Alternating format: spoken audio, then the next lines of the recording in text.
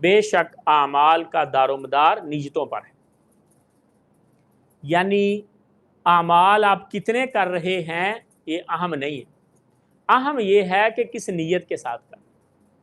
ایک بندے کی نماز بھی ضائع ہو جاتی ہے اور دوسرے بندے کا تھوڑا سا صدقہ کھجور، ایک کھجور، وہ بھی اللہ کو اتنی پسند آتی ہے کہ اللہ اسے اپنی ہتھیلی پہ رکھ کے اس کی نشر و نما کرتے ہیں، اور وہ قیامت تک اتنی بڑی ہو جائے گی جیسے احد پہاڑ ہوتا ہے۔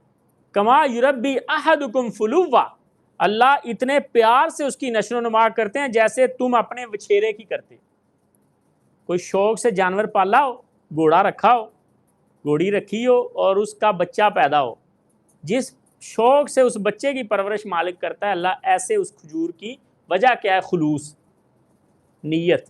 نیت، اور نیت اتنی اہم ہے، اعمال کی قبولیت کے لیے بنیادی چیز نیت۔ ایمان ہو، بندہ مومن ہو، مسلمان ہو، نیت ہو، اور عمل نبی علیہ السلام کے طریقے کے مطابق ہو، یہ تین شرطیں ہیں عمل کی قبولیت کے لیے۔